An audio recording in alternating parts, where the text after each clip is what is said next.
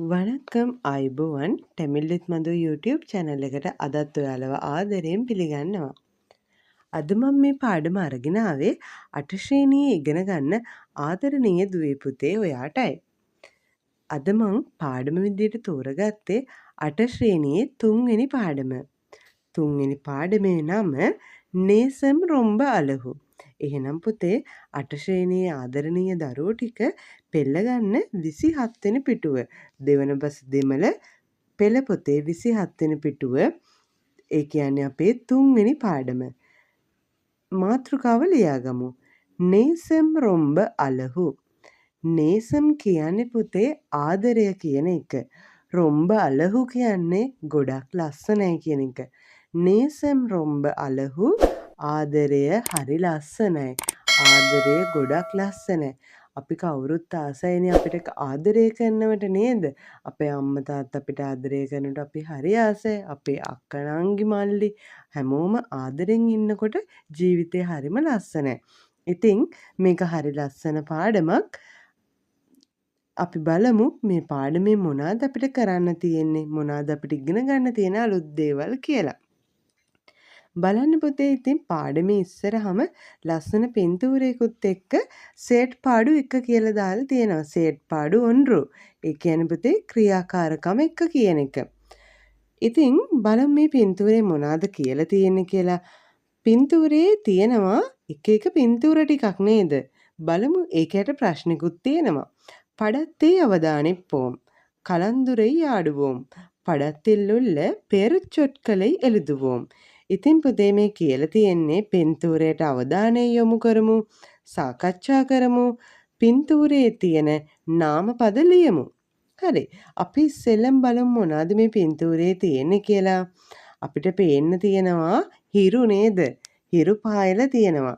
එහෙනම් හිරු වගේම මල් ගොඩාක් තියෙනවා. ඊට පස්සේ මුහුදු වෙරළක් දකින්න පුළුවන් නේද? බෝට්ටුවක් තියෙනවා, කුරුල්ලෝ ඉන්නවා, මොනරෙක් ඉන්නවා, ගැහැණු ළමයි සහ පිරිමි ළමයෙක් ඉන්නවා. ඉතින් අපි මේ නාමපද එක එක ලියමු.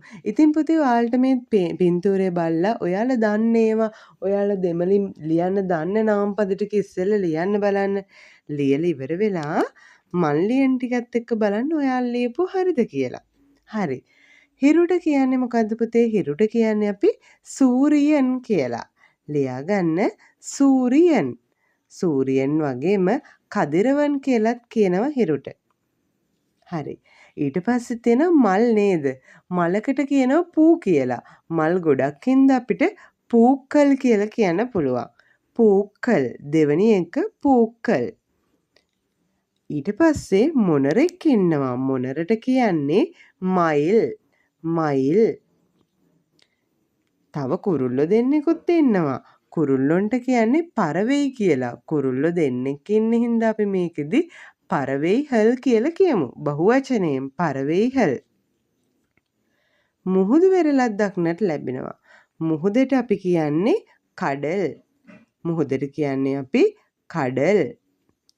එතකොට බෝට්ටුවක් තියෙනව නේද? බෝට්ටුවට අපි කියන්නේ පඩහු. බෝට්ටුවට කියන්නේ පඩහු. ගැහැණු ළමයෙක් සහ පිරිමි ළමයෙක්. ගැහැණු ළමයට කියනවා අපි පෙන් පිල්ලෙයි. පෙන් පිල්ලෙයි. පිරිමි ළමයට කියනවා ආන් පිල්ලෙයි. ආන් පිල්ලෙයි. අපිට පොදුවේ මේ දෙන්නට කියනවා නම් පිල්ලෙයිහල් කියලා ලියන්න පුළුවන්. ඔන්න ඉතින් ඒ වගේම අපිට අහස පේන්න තියෙනවා. අහසට කියන්නේ අපි වානම්.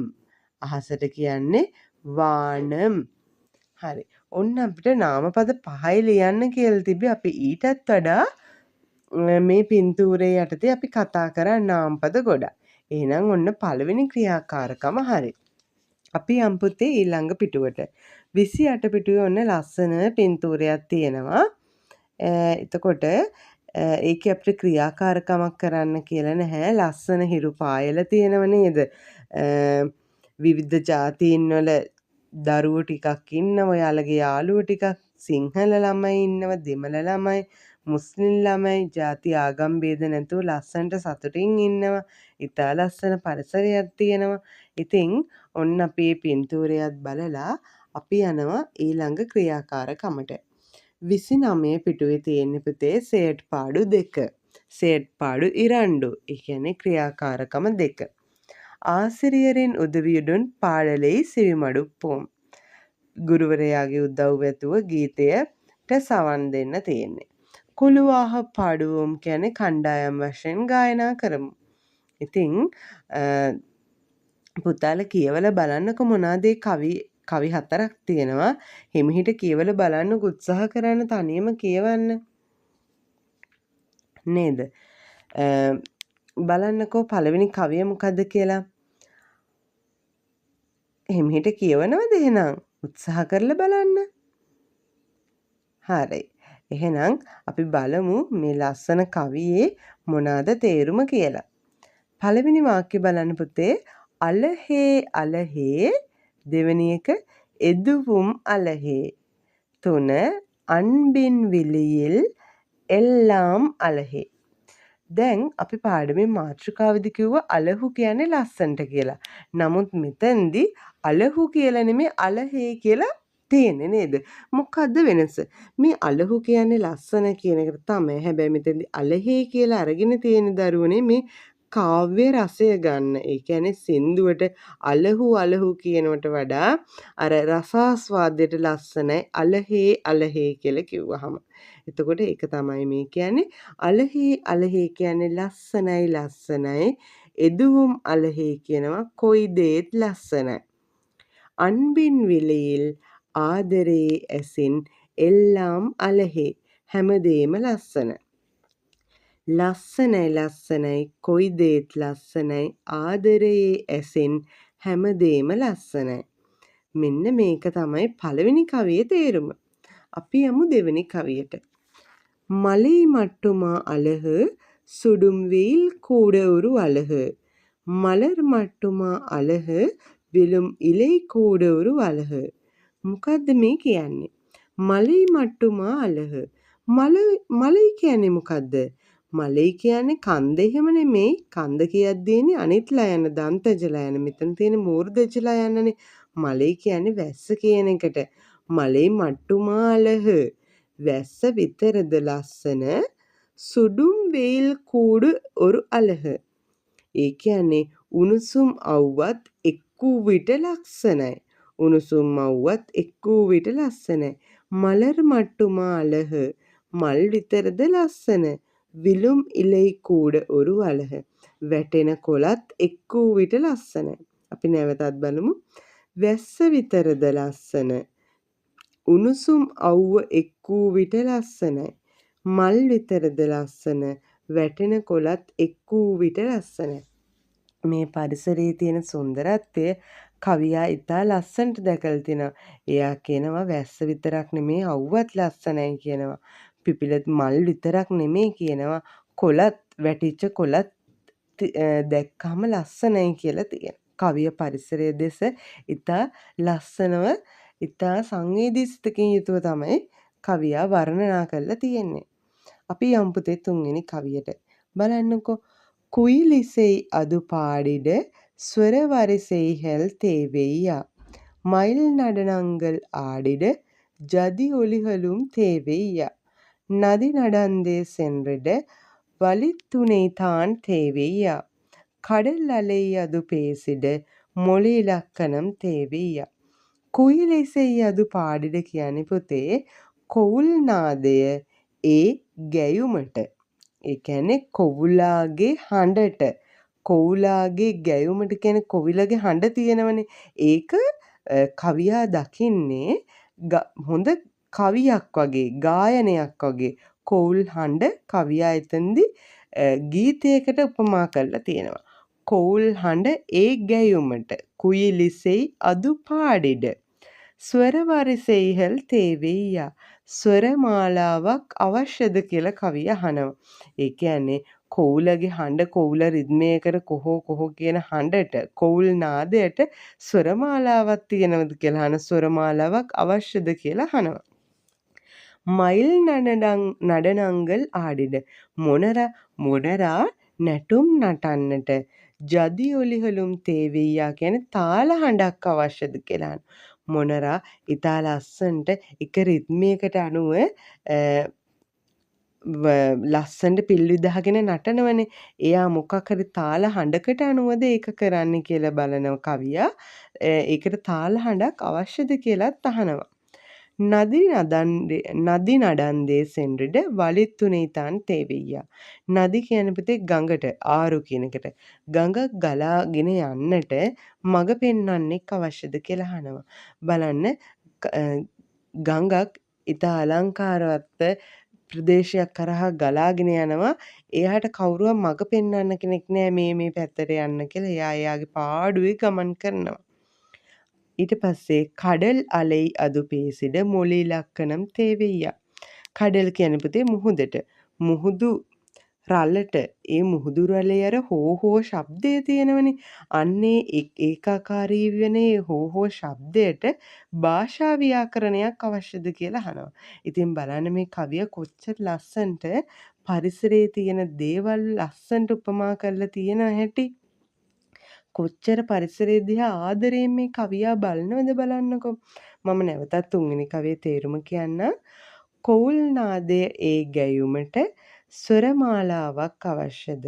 මොනර නැටුම් නටන්නට තාල හඬක් අවශ්‍යද?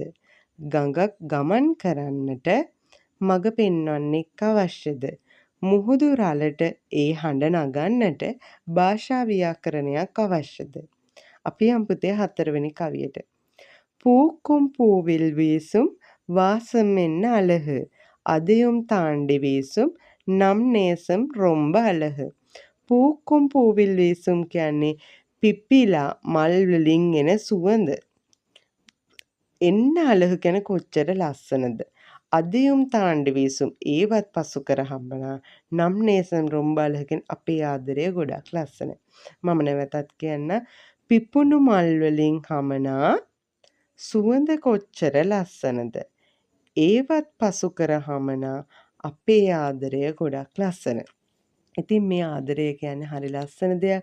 අපි අපේ පරිසරය ගැන ආදරයෙන් හිතන්න ඕනි. අපේ පවුලේ අය ගැන ආදරයෙන් හිතන්න ඕනි. අපි අවට ඉන්න සතුන් පිළිබඳ ආදරයෙන් බලන්න ඕන. ඉතින් විශේෂයෙන්ම හැමෝම පරිසරයට ආදරය කරන්න ඕන. පරිසරය රැකුණොත් තමයි අපි රැකෙන්නේ. ඉතින් ඒ හැම දෙයක් දිහාම ආදරයෙන් බලන්න. නම් නේසම් රොම්බල්හ අපේ ආදරය ගොඩක් ලස්සනයි කියලා කවියා ඉතා ලස්සනට මේ ගීතය කියලා තියෙනවා රචනා කරලා තියෙනවා. හරි. මං හිතනවා ඔයාලට මේ 29 වෙනි පිටුවේ තියෙන කවි ටික පැහැදිලි වෙන්න ඇති කියලා.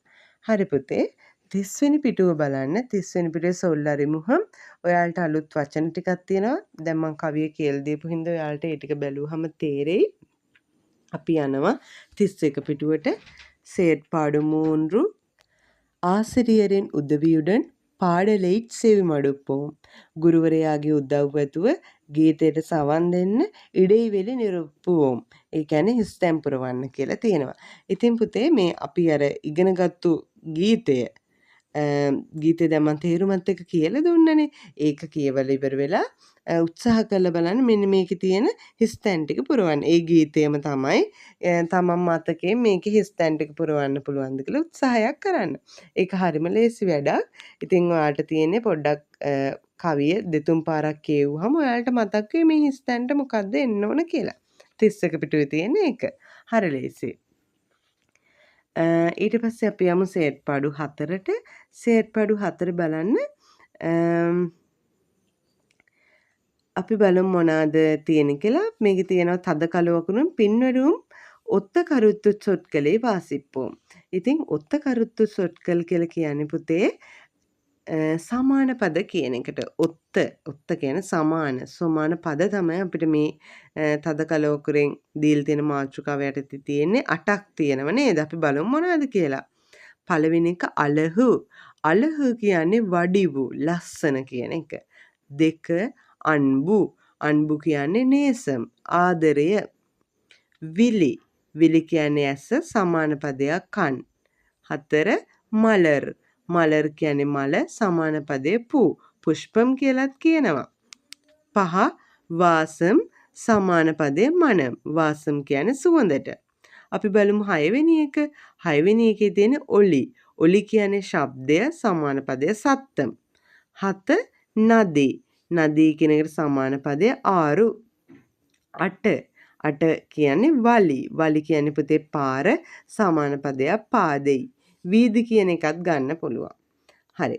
අපි බලමු ඊළඟට තදුකලු අකුරෙන් මොනවද තියෙන්නේ කියලා. එදිර් කරුත්තු චොට්කලේ වාසිප්පුම්. එදිර් කරුත්තු කියන්නේ විරුද්ධ පද. අපි බලමු මේ පාඩමෙන් අපිට විරුද්ධ පද දෙකක් කියලා දෙනවා. එකක් තමයි මලෙයි. මලෙයි කියන්නේ අවුවට විරුද්ධ මේ වැස්සට විරුද්ධ පදේ. එතකොට අවුව. මලෙයි කියන්නේ වැස්සට විරුද්ධ පදේ අවුව. ඊළඟ එක සුඩුම්. සුඩුම් කියන්නේ රස්නේ උණුසුම. එතකොට විරුද්ධ පදයේ සීතල වචනය කුලිරුම්. හරි. අපි ඔන්න ඔය විදිහට 32 පිටුව සාකච්ඡා කරා. අපි යමු 33 පිටුවට. සෙට් පාඩු අයින්දු තියෙනවා. ක්‍රියාකාරම 5. අපි බලමු මොකද්ද කරන්න තියෙන්නේ කියලා. අපිට තියෙනවා මොලි පෙර්පොම් භාෂා පරිවර්තනයක් කරන්න තියෙන්නේ. හරි. පළවෙනි එක එල්ලාම් මලහ. අපි ඒක දැන් කතා කරානේ නේද? හැමදේම ලස්සනයි. 2 මලයි මට්ටු මාලහ. වැස්ස විතරද ලස්සන.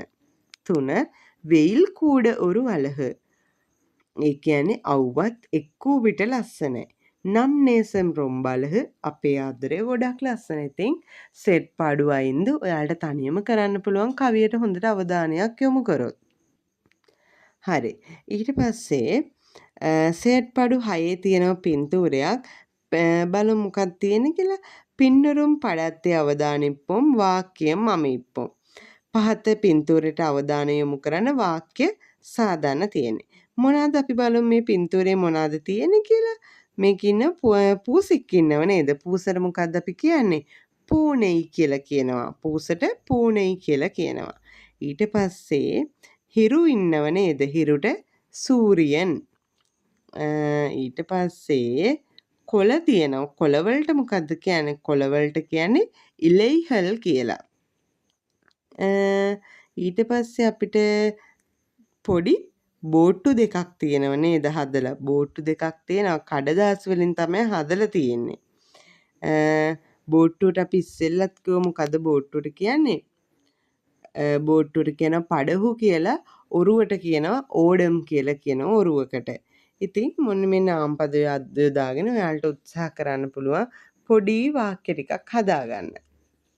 අපි යනවා සෙට් පාඩු 7ට. සෙට් පාඩු 7 කියන්නේ පුතේ 34 පිටුව තමයි තියෙන්නේ. මේක නම් ව්‍යාකරණ පාඩමක් තියෙන්නේ. ඔයාලට මේ ක්‍රියාකාරකම කරන්න අවශ්‍ය නම් මගේ වීඩියෝ එකක් තියෙනවා පුතේ කලින් කරපු එකක් ඉල් විභක්තිය කියලා. අන්නේ වීඩියෝ එක බලලා ඒකේ ක්‍රමානුකූලව කොහොමද නාමපදයකට ඉල් කියන විභක්තිය එකතු කරන්න කියලා තියෙනවා. ඒක බලලා හොඳට බලලා ඒ නෝට් එක ලියාගෙන ඒක ප්‍රැක්ටිස් කරලා මේ ක්‍රියාකාරකම කරන්න. එතකොට ඊටාම පහසුවෙන් මේ ක්‍රියාකාරකම කරන්න ඔයාලට හැකියාව ලැබෙනවා. මම මෙහිදී මේ පාඩම විස්තර කරන්නේ නැහැ. ව්‍යාකරණ කොටස උත්තර ටික විතරක් කියලා දෙන්න. ඔයාලා අනිවාර්යයෙන්ම කලින් වීඩියෝ එක බලලා ඉල් විභක්තිය කොහොමද නාමපදයකට එකතු කරන්න කියලා ඉගෙන ගන්න. පළවෙනි එක පූ.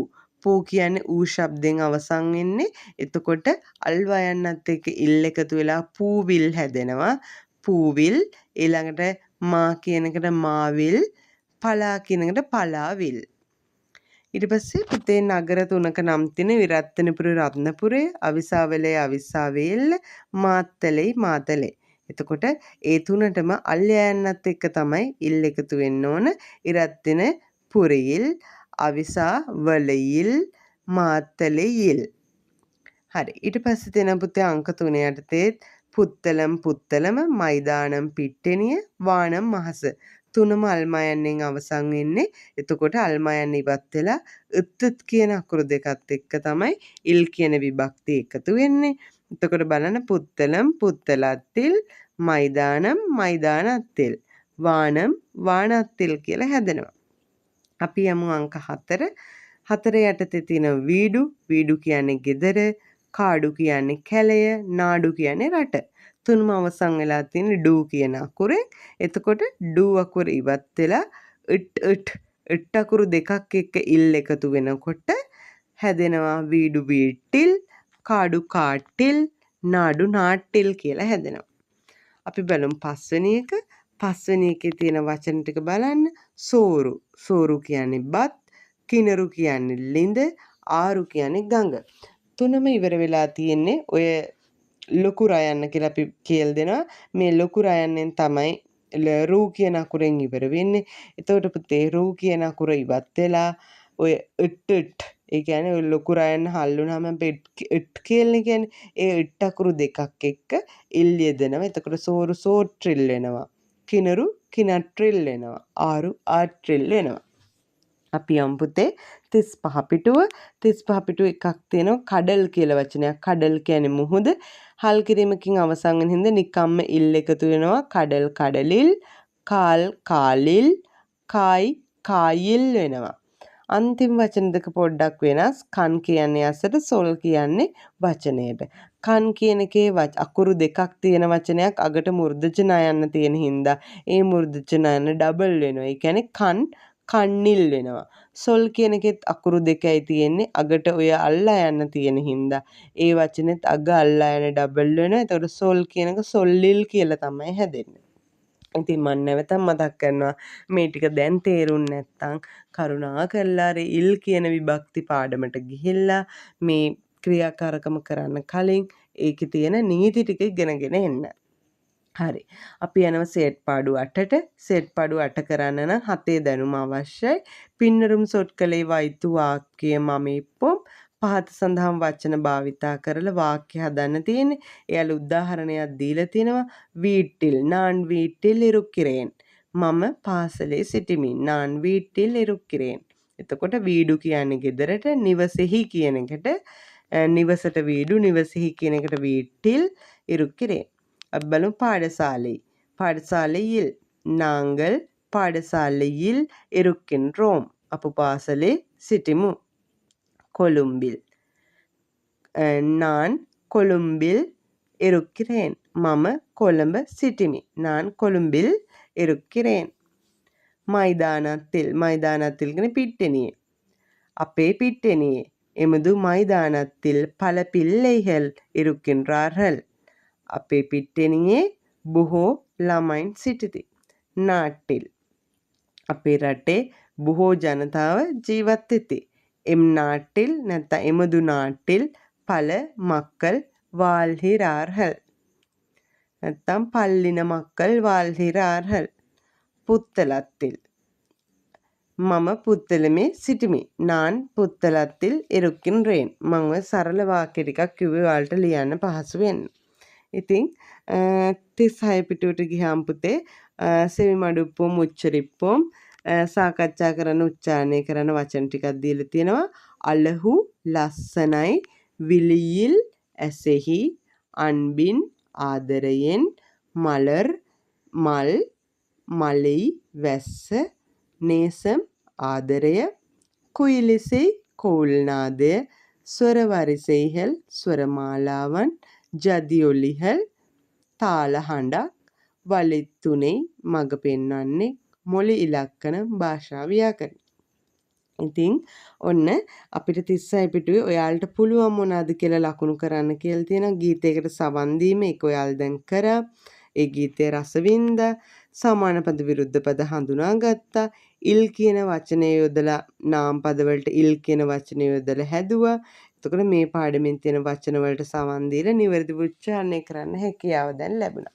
ඉතින් මං හිතනවා ඔයාලට මේ තුන්වෙනි පාඩමේ තිබ්බ ගැටලු ටික විසඳෙන්නේ නැති කියලා. ඉතින් හොඳට අපි හතරවෙනි පාඩමට යන්න කලින් මේ තුන්වෙනි පාඩමේ තියෙන ගැටලු තැන් හඳුනාගෙන අමාරු වචන ටික වෙනම ලියාගෙන සූදානම් වෙන්න කියලා ආදරයෙන් මතක් කරනවා. එහෙනම් නැවතත් අලුත් වීඩියෝ එකකින් ඔයාලව හමු වෙන්න එන්න. වණක්කම්.